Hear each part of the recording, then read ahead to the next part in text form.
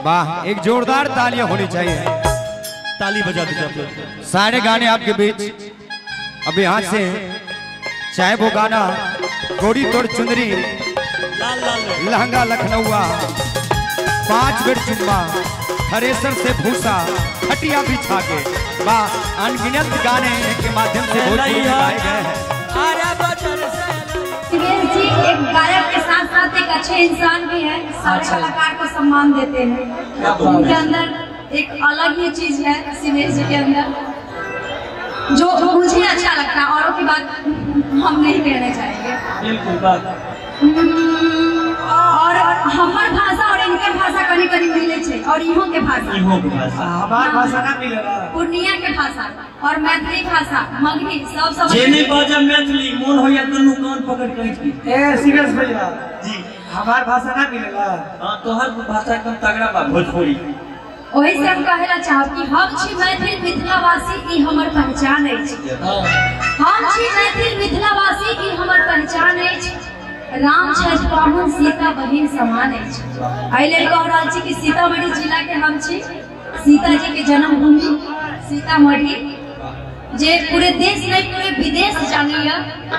सीतामढ़ी जनकपुर था और अयोध्या के पूरे विश्व की पूरे दुनिया जाने। रामायण जहाँ जहाँ तक जाती पहिला कहे जाब कि हम छी मैथिल मिथिलावासी, ई हमर पहचान अछि। राम छठ पाहुन सीता बहिन समान अछि। और तय माटी पर उपजल सब दर्शक गण के, श्रोता गण के हम अंतरा सिंह प्रियंका और सिवेश मिश्रा जी के तरफ से प्रणाम करते। और कलाकार बंधु भी बहुत सारे लोग आए हैं। सलोनी जी हैं, अप्पू जी हैं जो बहुत अच्छा गाते हैं, ज्योति माही जी हैं, ज्योति माही जी हमारे म्यूजिशियन गण, उनका भी हार्दिक स्वागत। सभी कलाकारों का हार्दिक स्वागत, सभी को प्रणाम। और ये गाना 5 मिनट से चुम्मा सुने हैं ना सब शुरू करो। शादीशुदा है वो तो लिए होंगे, बच्चे नहीं होंगे, लेकिन लेना ही है। लाइफ म्यूजिक सेंटर वाले शादी हो चुका है। आप अभी तक चुम्मा उम्मा लिए नहीं? कभी नहीं लिया। मुंबई में तो ऐसे ही चलता है, तुम्हारे में मतलब मिले और हक करके ले लेते हैं लोग। तो जो लोग कुमार है समझ जाइए। नहीं, कुमारे से का हमरा वाला हाल होगा। अरे बार बार का पूछ लो मटरा का पियावा कौन लेवा, मुँह दिखाई में हमके आ सोना के टिकावा दे लेवा। जानते हैं अंतरा जी, इस गाने का इसके ले दिए थे क्या मुन्ना जी आप? इस गाने का रील ट्रेंडिंग में चल रहा है। हाँ, ये गाना अभी म्यूजिक ट्रेंडिंग में भी चल रहा है। और रील्स पे हमारे सारे जो दोस्त, जो हमारे संबंधी है, जो मुझे चाहते हैं वो रील बना रहे हैं। तो इस स्टेज के माध्यम से भी उनको बहुत बहुत आप लोग धन्यवाद। भी रील बनाइए इस गाने पर। और आप सबका भी बहुत सपोर्ट है। और आप सबसे निवेदन करेंगे, जो लोग ये गाना नहीं देखे हैं अभी मारिए, 5 मिनट चुम्मा तुरंत आ जाएगा। अरे बार बार का पूछ लो काका पियावा कोई लेवा, अरे मुंह दिखाई में हमके आ सोना के टिकवा दे लेवा। आये तो बेरा 2 बेरा 3 बेरा 4 बेरा 5 बेरा चुम्मा ले लेवा। 2 बेरा 3 बेरा 4 बेरा 5 बेरा चुम्मा ले लेवा। अरे हाथ उठा के सब लोग मीठी ताला के साथ इसमें झुकना है। प्रेशर में नहीं, पूरे मस्ती में झुकना है। हाथ उठा के अरे बार बार का पूछ लो पिया कोई लेवा, मुंह दिखाई में हमके सोना के टिकवा दे लेवा। 1 बेरा 2 बेरा 3 बेरा 4 बेरा 5 बेरा चुम्मा ले लेवा। 1 बार 2 बार 3 बेरा 4 बेरा 5 बेरा चुम्मा ले लेवा। कहाँ गई मैडम? जानता है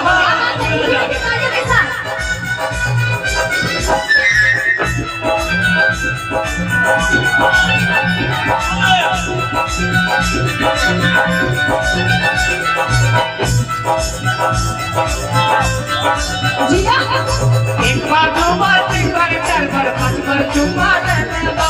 1 बार 2 बार 3 बार 5 बार चुम्मा ले। अरे पहले रहनी पातर हम बजे हमर कइनी हो, ओही सोच पावन खाना ससुरा में खइनी हो।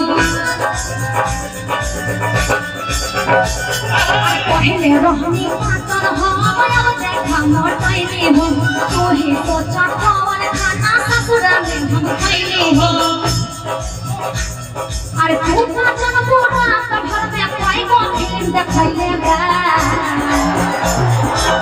बेर तू बेर तीन बेर चार बेर पांच बेर चुम्मा ले लेगा एक बेर दो बेर तीन बेर चार बेर पांच बेर चुम्मा ले लेगा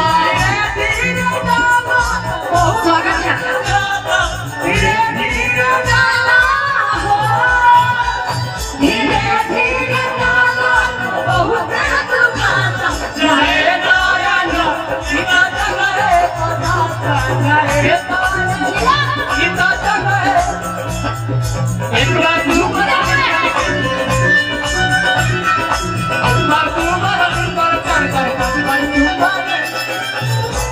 अरे छोट से ज्यादा रहत हमरा गेले पहिले वाला बात लइका छुना पे फिर भागेले अरे छोट से ज्यादा सारे में रहत हमरा गेले पहिले वाला बात लइका छुना पे फिर भागेले तू का जन पूरा हमरा कोई को फिल्म देखैले बा